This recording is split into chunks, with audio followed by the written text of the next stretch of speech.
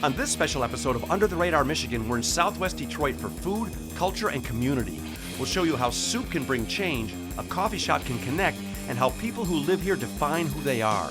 We'll also discover a community art project that will change the way you look at your garage, a front yard that was 40 years in the making, and a single restaurant that brings you the best of two continents.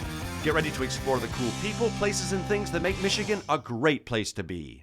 Under the Radar Michigan is brought to you in part by the Michigan State Housing and Development Authority, investing in people, places, and partnerships to help transform Michigan and the Michigan economy. In cities, towns, and neighborhoods, people are building better places to live and better communities. Also by the Susan G. Komen Race for the Cure. The Komen Race for the Cure series raises significant funds and awareness for the fight against breast cancer, celebrates breast cancer survivorship, and honors those who have lost their battle with the disease. More info at komen.org. Also in part by the Food Bank Council of Michigan, Michigan's statewide food bank network, committed to the alleviation of hunger in Michigan and in our nation. The Food Bank Council of Michigan gathers food and funds to help stock Michigan's food banks. Support for Under the Radar Michigan comes from Big Coffee, celebrating 17 years as a Michigan company. Gift cards, coffee mugs, and coffee by the pound are available in-store and online. Locations at biggby.com. I've been around the world, but there's one place I keep coming back to. And the more I explore, the more I realize it's the place to be. I'm Tom Dalton, and this is Under the Radar Michigan.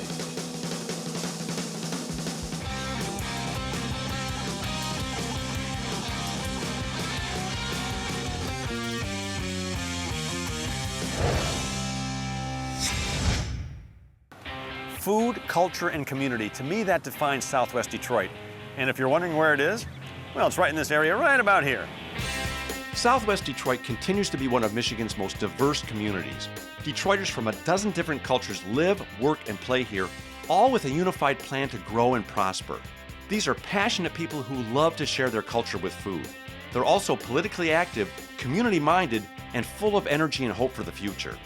Southwest Detroit is just what it says it is, the people, businesses, and neighborhoods of Southwest Detroit, Michigan. Now, the best way to know a community is to spend some quality time with the people who grew up in it. Two people that totally personify what Southwest Detroit is all about are Victoria Katansky and Esteban Castro. Now, you guys both grew up here, right? You did? I did. I grew up in Delray, actually Carbon Works, which is a little small area underneath the I-75 bridge. My life got started really early here.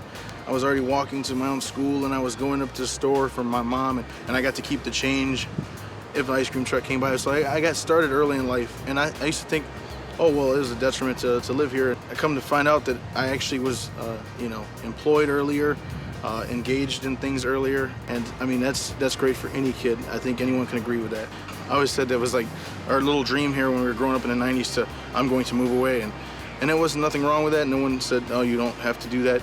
It was something in the back of your mind that I feel like, progress for me is to move somewhere. And I did this for about a year or so, got closer to my job, and I found out that, for whatever reason, this is the first neighborhood I went back to. And I said, if I'm going to buy a house in Michigan, I'm gonna give this neighborhood a chance and see if there's a place I can find. And I found a beautiful home, and we're building something around that. It's like the businesses, the children, the adults, the seniors, and the homes are all working together. And it's always been one part of the combination, but now we have like every single part of this neighborhood is working together to make these things different. Now, Victoria, you had a lot to do with the business climate here too, haven't you? All I can tell you is that we have 170 restaurants in Southwest Detroit, 35 bakeries, 6 major grocery stores. I know you've been to Honeybee before. We have E&L, and we have the largest meat counter in Southwest Detroit. Wow. It's pretty incredible. So the thing I can tell you about the businesses here is that you wouldn't be disappointed in any of them. It seems like they're just mom and pop places, but you get the most special food that you wouldn't find anywhere else. That's where we always go, to the mom and pop places, because that's where you get real food, genuine food with heart and personality, and you get something you're not going to get at the big chains. These people, they save their money. They don't take out traditional loans. They take a chance. Their families help them out. Everybody gets behind them when they do something here, and it's very different from anywhere else in this city. We do have the largest stretch of walkable retail in the city of Detroit. Literally from the corner of Corktown down, you can find something to do all the way to the end, to the Dearborn border. And now I totally see why the population here is growing so fast, because this is a great place to be. It's like if you want to start a business, the parks are beautiful, people are friendly, and I love an ethnically diverse community where you get to talk to people from all over the world with different backgrounds, different foods, different ideas, different religions. That's what makes life interesting. I should have grown up here, darn it. Okay, we can get in that time machine over there. Thanks. Now, if you're looking for a welcoming place to connect with your neighbors, this place is a real melting pot of coffee. I love coffee. Cafe Con Leche is the place where Southwest Detroiters come to relax, dream, think, and connect. And all with a bite to eat and a great cup of coffee. Jordi Carbonell came all the way from Barcelona, Spain to start a new life here in Southwest Detroit. And he brought his sense of community with him. You came all the way from Spain to Southwest Detroit. Correct. Well, on purpose? Detroit is for lovers. My wife is from Southwest Detroit. Oh, your wife's from here? Yeah. Okay. Detroit's for lovers? Yeah. Where is she? Kid, yeah. I'm uncomfortable now. I met my wife in '96 in Barcelona. She was a UM student from Ann Arbor. And she was taking classes in Barcelona when we met. And after 3 or 4 years mailing, we decided he was moving, and she won. I came here. Yeah, this totally feels like the kind of place where the community connects. Who all comes in here? Oh, all the kind of people. People from all over the city, people that work in the area, coming here to network in each other. It's pretty diverse. It's a place that people of various cultures and ages come and they meet. And I appreciate the people. Jordi's just really a great person. It's inclusive, the food is good, the coffee is wonderful. I love the shop. I love the owner. I want to support local businesses. I eat a very, very, very good hot chocolate. Oh, you like it? I like it. I'll tell Jordi. I like it too. Okay, so what does Cafe Con Leche mean? I know cafe is coffee. Yeah, con leche with milk. Coffee with milk. So the name of your business is Coffee with Milk? Yeah, coffee with milk. The way we order a coffee in Spain, Spain, Latin America, and the Caribbean, coffee with milk, Cafe Con Leche. Yeah, now your menu here, I'm always a little confused with Spanish, Latin, Mexican. You have like a combination of? Yeah, I try to have a combination from menu from Spain and menu from Latin America. In this case, for example, from Spain I have chocolate la taza. It's a Spanish hot chocolate. It's pretty thick and rich pudding chocolate. From Mexico, I have Mexican hot chocolate. It's pretty rich in cinnamon chocolate.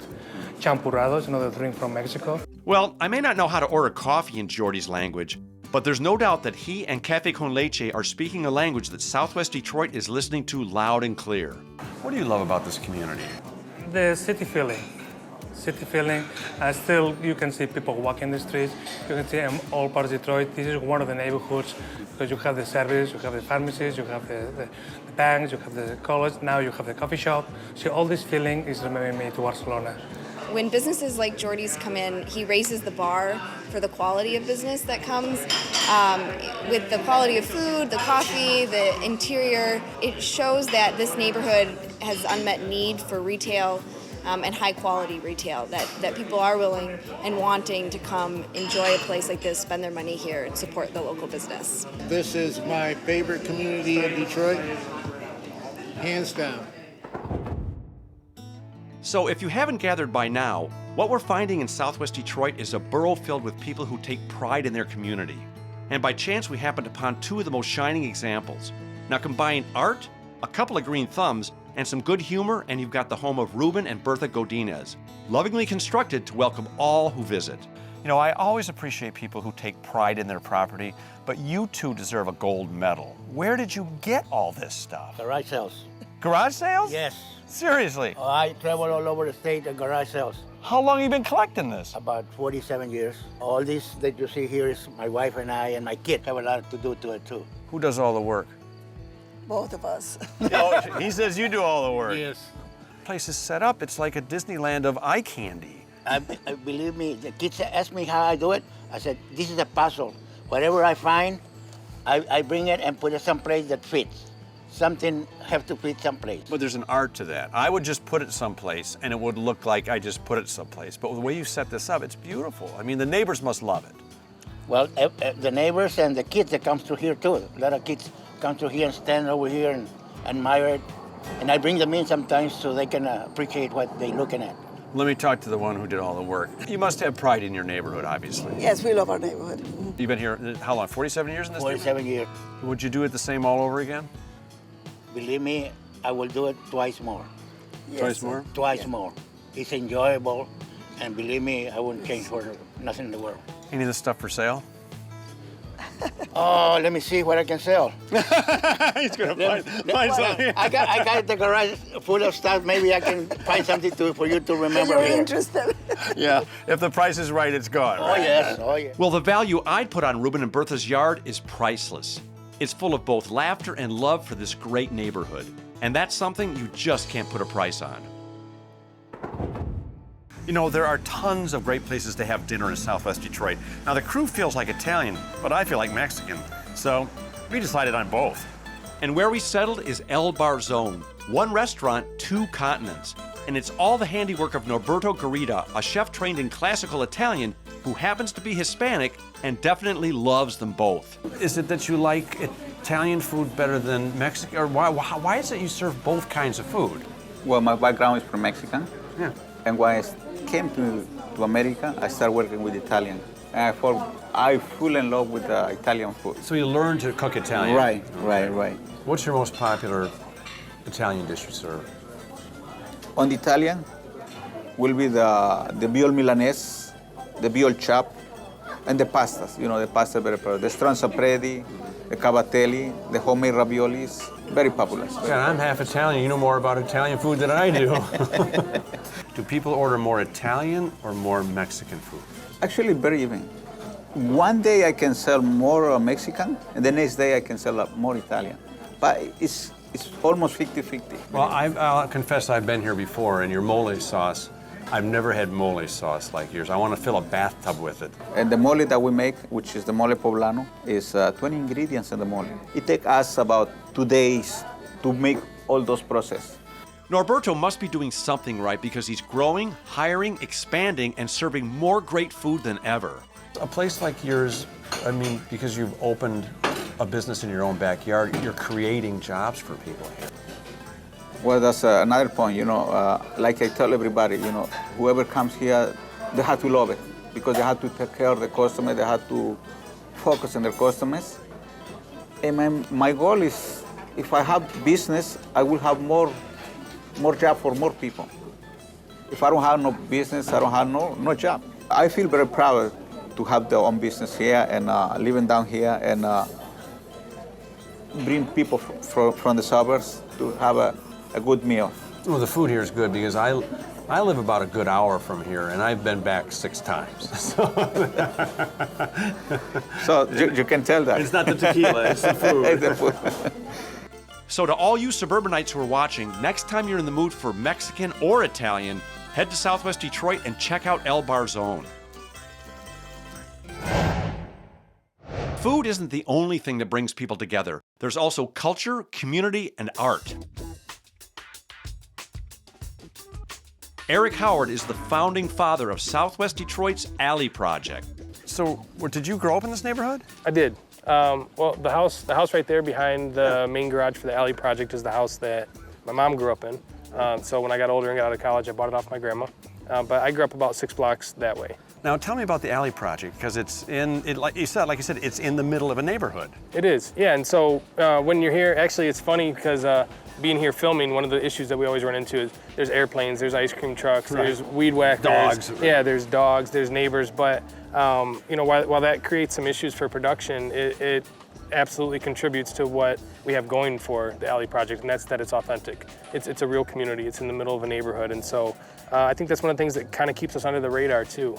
There's other art projects in the city, some of them larger scale, that were very inspirational for us. But what we found is here we have a different set of conditions, and because those different conditions, we have different assets and we have different needs. And the Alley Project that you're looking at is a result of those needs and those assets. Now, how does the project work? Who does the art? Artists from all over, young people, older people, people with different mediums. People like to use aerosol, people use chalk. There's some chalk over on the sidewalk. Do any crayon work? Because I do a lot of crayon work. I specialize in Crayola, but there's a lot of artists that come. They like to do aerosol or brush. And what do people like donate their garage doors, or is it? That's how it started. Yeah. So in 2004, we learned that one of the needs that we had in the neighborhood was that there were a lot of young people and they didn't really have a place to paint. Right. One of the assets that we had were there were young people that liked to paint. And so there was a group of us neighbors that we got together and talked to the youth and said, you can use the back of our garage doors. We'd rather see you painting and see art, evolving and happening and changing on a weekly basis than to see things that were, either territorial or offensive. Right. How do the neighbors like this? Well, I mean, there's as many opinions about it as there are neighbors, and so. Well said. Yeah, and though that's part of what helped make the Alley Project what it is. And so one of the things that we do when we're planning, when we're designing, it's all done participatorily. And if somebody doesn't come to the table, we make sure that their opinion is still at the table. Right. But we've actually been pretty successful at bringing people who have ideas contrary to our goals to the table, and it's helped strengthen the project. That's how we got the planters. We wouldn't have had planters, we wouldn't have had gardens here if that wasn't the case. Plus, like you said, if you don't give young people an outlet for their artistic talents, then they'll never develop them. Everybody needs something like this if you've got that talent in you. And the fact that you're doing this for people, for young and old people, that's awesome. Yeah, and they in turn give back and help create an environment that it's a living, breathing outdoor art environment. So, there's spaces, there's walls, but then there's garages. Some of it's static, but a lot of it's dynamic. And the parts that are dynamic is what makes the Alley Project an interesting place to come from week to week. Now, you mentioned airplanes, dogs, ice cream trucks. I don't think we mentioned the person raking in the background. But, yeah, but actually, that's an artist that wants us out of this space so that he could use it to paint. So. Well, far be it from us to get in the way of neighborhood artists at work. Eric Howard and the Alley Project is just another great testimonial to the passion Southwest Detroiters have for their community. And I think it's rubbing off on me, too. At most places, $5 will get you a bowl of soup and a salad, and that's a pretty good deal. But at Detroit Soup, it gets you involved in your community, and that's an even better deal. Detroit Soup is a monthly gathering that raises money to fund community-oriented projects. It's kind of like a funky dinner party where you show up, pay $5 for a bowl of soup, and when the voting's done, all the proceeds go to an aspiring artist or business person who wants to improve and give back to their community. Amy Caherl is one of the passionate people who turns this space into a place where the community shares ideas. So Amy, okay, I'm confused. This space does not look like a place where you'd serve salad or soup. Yes, because these are raw ideas. And when you're in a raw space, you can hear the idea and be surrounded by what our ideas of new growth and redevelopment could look like. So now it's not about the space, it's about what's happening in the space. Correct. So again, explain the concept of soup. I mean, sure. I understand the concept of soup. It's warm and it's liquid and it tastes good, but I mean, what you guys do. Sure. Detroit Soup is an idea that we take new ideas of justice, art, urban agriculture, social entrepreneurs, education-based ideas, and people present them to different Detroiters, so Detroiters giving back to Detroiters. So people pay $5 and they get soup, salad, bread, sometimes pie, and a vote. We open the doors at 6:30, one Sunday a month, usually the second Sunday, but sometimes the calendar changes. A week before the soup day, people send in to DetroitSoup.com their ideas of how they think their idea could better Detroit. And that's all you have to do. It could be a raw idea, you could be a nonprofit, a for-profit business. You get soup suggestions, like maybe next month you guys could serve? No, I mean, it's a little less about the meal acts as a gesture, because the meal itself is a way to get people around a table and having a dialogue and a discussion. Because think about it, since the dawn of time, we've sat around or sat down and ate a meal with others. It's a fantastic way for communities of people to align with what they feel is important in their community. I'm presenting a proposal for Positive Native Initiative. Positive Native Initiative is a platform for people in media and in entertainment to use our influence to encourage Detroiters to become active and community safety, to become connected and to use the resources that they don't know are available for them to actually keep their neighborhood safe.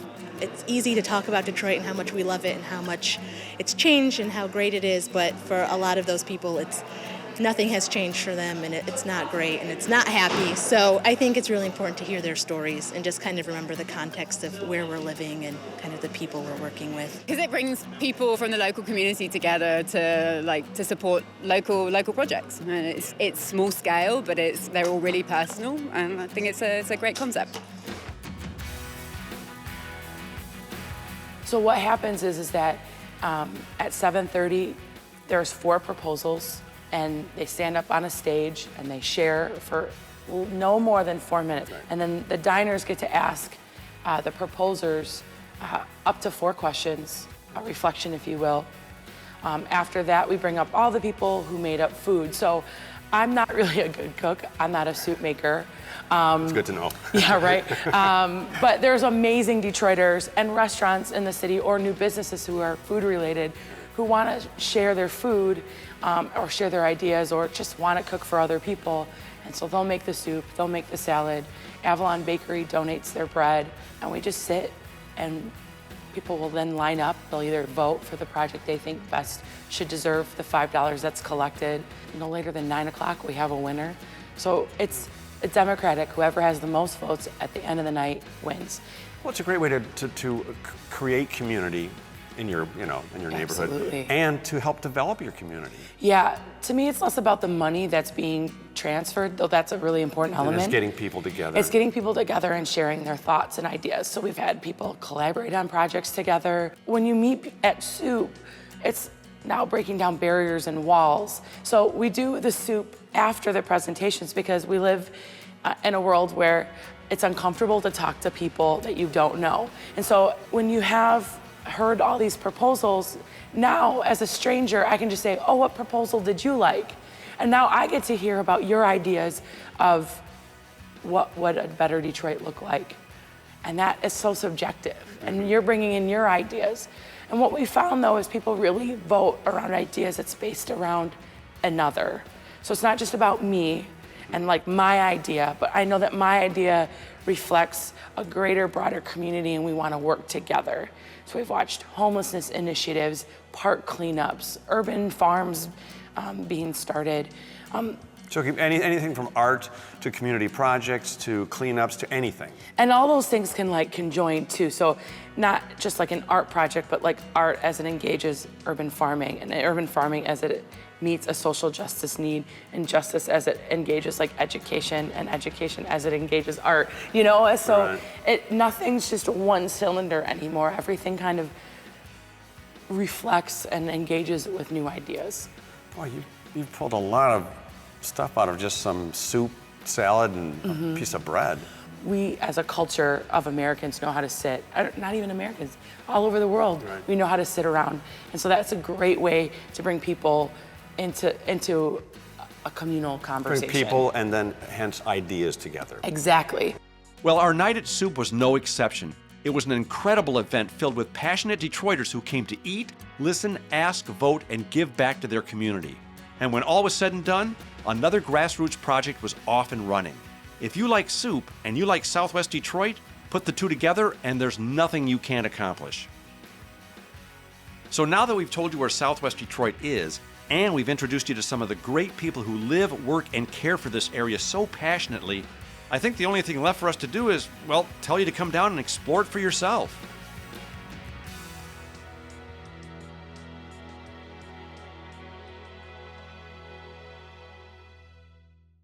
Hi, I'm Tom Dalton. Let me ask you something. Do you ever get confused watching this program? Well, don't feel bad. I get confused making it. So here's what you do. Go to utrmichigan.com. There you can watch episodes online. You can find out about all the cool places we've been at, and even jump to our Facebook page. So you shouldn't be confused. With me, it's a condition. Go to utrmichigan.com, and there you can find out everything you need to know. Except, of course, the winning lottery numbers. We're not allowed to give you those. Seriously, we know the winning lottery numbers? Seriously? Under the Radar Michigan is brought to you in part by the Michigan State Housing and Development Authority, investing in people, places, and partnerships to help transform Michigan and the Michigan economy. In cities, towns, and neighborhoods, people are building better places to live and better communities. Also by the Susan G. Komen Race for the Cure. The Komen Race for the Cure series raises significant funds and awareness for the fight against breast cancer, celebrates breast cancer survivorship, and honors those who have lost their battle with the disease. More info at komen.org. Also in part by the Food Bank Council of Michigan, Michigan's statewide food bank network, committed to the alleviation of hunger in Michigan and in our nation. The Food Bank Council of Michigan gathers food and funds to help stock Michigan's food banks. Support for Under the Radar Michigan comes from Bigby Coffee, celebrating 17 years as a Michigan company. Gift cards, coffee mugs, and coffee by the pound are available in-store and online. Locations at biggby.com. Closed captioning for Under the Radar Michigan is made possible by Shamrock Travel in downtown Rochester. Shamrock Travel, providing complete travel services right here in Michigan for over 20 years.